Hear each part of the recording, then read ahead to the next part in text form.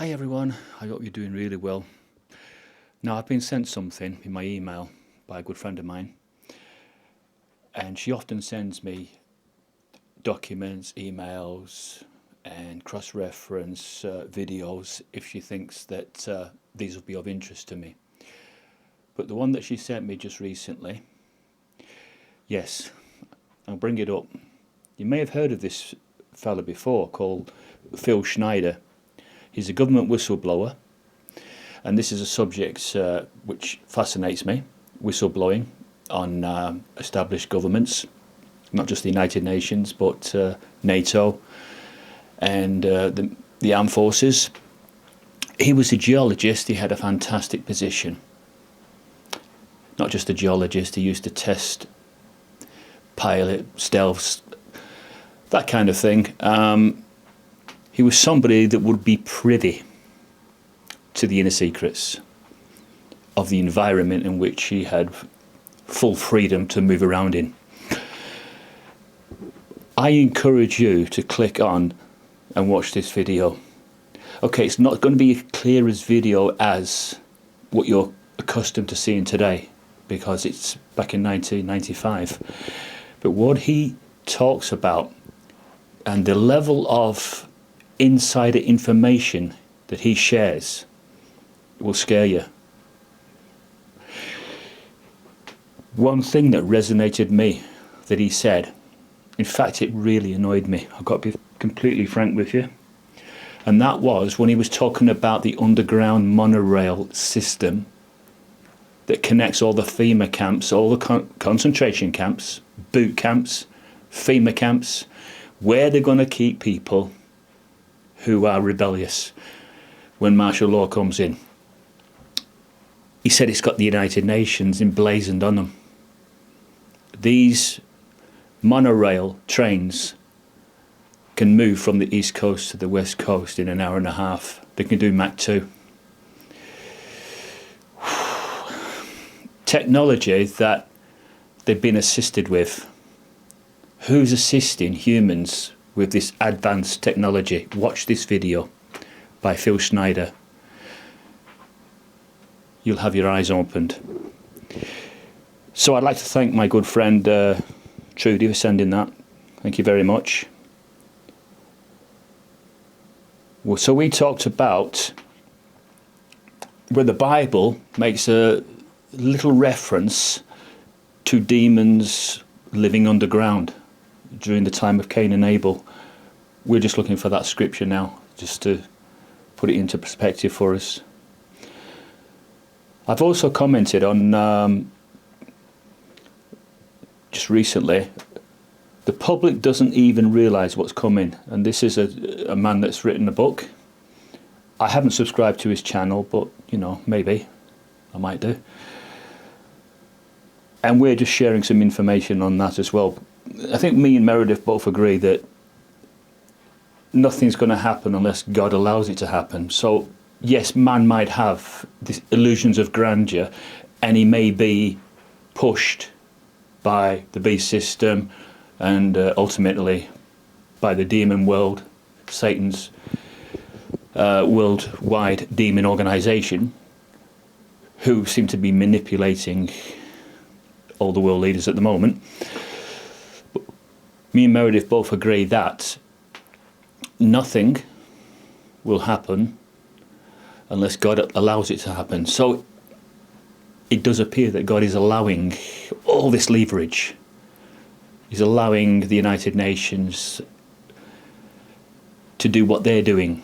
He's allowing the beast and those that are serving the beast, he's allowing them, for them to do what they're doing. All for a reason. But ultimately, his will still remain on track. God's will be travelling in a perfectly straight line. Since Genesis 3:15, the first prophecy in the Bible, his will has been going like that. I don't think you could say that God's will has ever deviated, taken a different turn. It's always gone in that direction. But you cannot say that with Satan's system, for he is the father of the lie. Please watch that video for Phil Schneider. And when you've watched it, try and comment on it. Tell me how you really feel once you've watched it. Right, let's come out of this email system now. And let's go into, bear with me. Let's go into the BBC iPlayer. Glastonbury behind you. Yeah, I still love my music. That will never change. I really love music. Let's click on this. This is what I wanted you to watch. I don't have a healthy respect for the United Nations because the United Nations, right, I've written some notes down. I thought it was only fair to tell you this. This is the story of whistleblowers who reported abuse and wrongdoing within the United Nations. Their evidence points to a culture of untouchability reaching the highest levels of the organisation. The UN is made up of 37 organisations, including UNICEF, UNAIDS and the World Food Programme. Interesting. I wonder what the others are. The other 34 organisations that they belong to. Pharmaceutical, perhaps? Perhaps, yes. So they've got the food, they've got the drugs. They control it all, don't they? I'll still read the end of this. It has a budget of more than 50 billion. Yes, but how much of that budget is part of the black budget? The black budget that the military forces dip into. The black budget is what is funding all the FEMA camps, all the tunnelling. That never gets disclosed. That's why it's the colour black. Secretive. The UN system has 193 member states and aims to promote peace, dignity and equality on a healthy planet. I say, in the words of Judge Judy, baloney. That's absolute baloney, lies, bullshit, deception. The United Nations could, if it wanted to, eradicate world hunger, but they won't. They are the disgusting thing that causes desolation. The United Nations has a protected legal status. Senior staff have diplomatic immunity. Well, we knew that, didn't we? From national laws everywhere. You can't touch them. If you wanted to interview them about a particular occurrence that they've been involved with, that wouldn't be an easy thing to do. You would have to get express permission and they would have to grant it. And if they chose to say no, there's nothing you could do. So why am I so down on the United Nations? Well, it's because they are a pretender. They are just a face. You know, like a shop front. And they are, so just imagine someone walking past that shop front and all they can see was this huge poster. And that poster was of upbeat things, happy things, family-orientated things. Think of the United Nations as that shop front. But just say you remove that shop front and you went behind and there was being atrocities committed behind that boarding. That's the United Nations. Just a front. The disgusting thing that causes desolation, who will stand in a holy place. Now the United Nations, who have their name emblazoned on the monorail system, that is the train that connects 100 and odd major cities in the United States, for the times when martial law will be brought in. Now, I don't want to go too much into Phil Schneider's video about whether alien activity and alien technology has graced humans. Let you listen in on his commentary and you draw your own conclusions. But it appears to me, as I'm starting to put the jigsaw pieces in and connect the dots, that the United Nations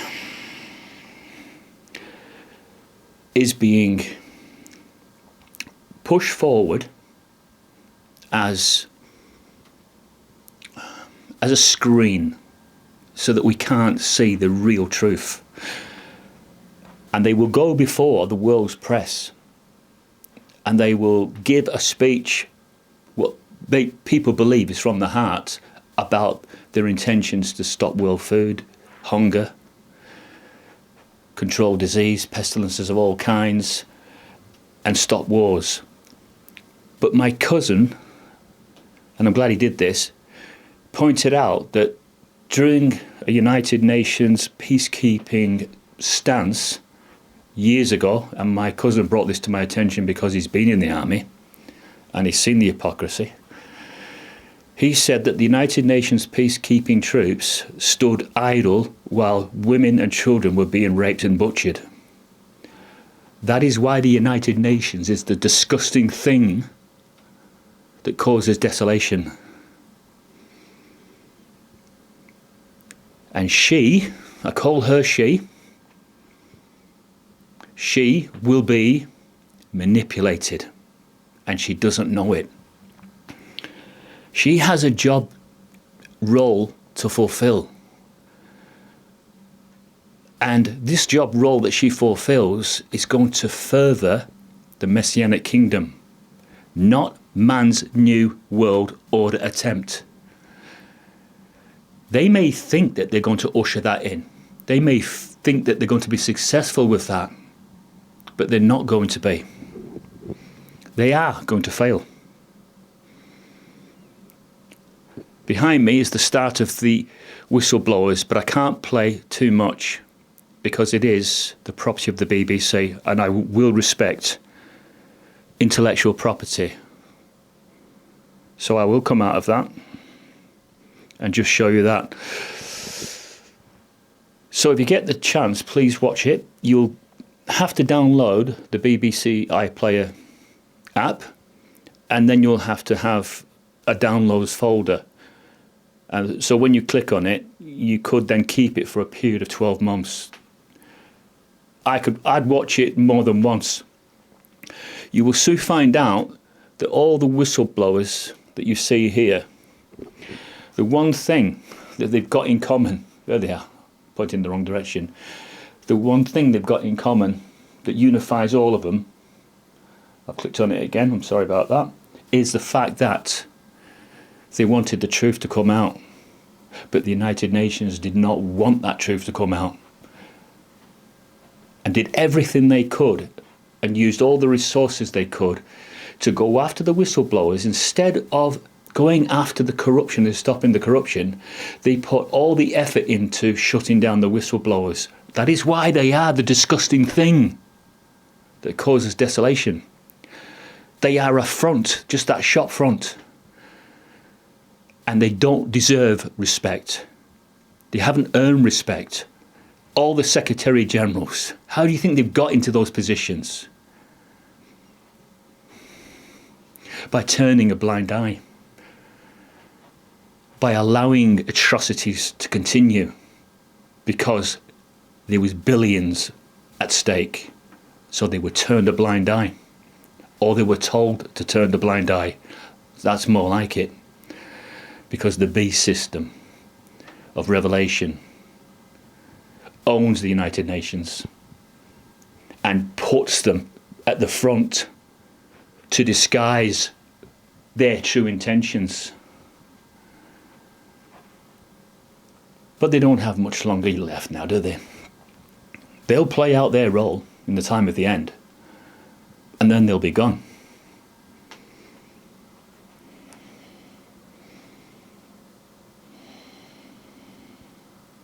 Yes, I am getting angry, and why wouldn't I get angry about such a subject? You'll get angry when you see Phil Schneider's video, when you see the level of intelligence from a non-human source that has been shared with certain people of the earth. Again, it was just a quick one, and I just wanted to share that with you. Something I feel really passionate about, and that is whistleblowers, because a whistleblower is just someone that is interested in the truth coming out. They're not terrible people, they're not malicious. In fact, they're honourable people. It's the ones that are shutting them down who are the heinous ones, who are the truly atrocious ones for wanting their corruption, lies, abuses to continue. The whistleblowers, in my opinion, have enormous bravery to stand up and say they're going to walk out of a position in which at one time they pinned all their hopes on, believing that they would make a difference by having a position like that. And it's a shame that they've been left with complete disillusionment to an organisation in which I have known since a little boy is pure evil. You will come to realise that yourself in time. And you will come to realise that the United Nations is the disgusting thing that causes desolation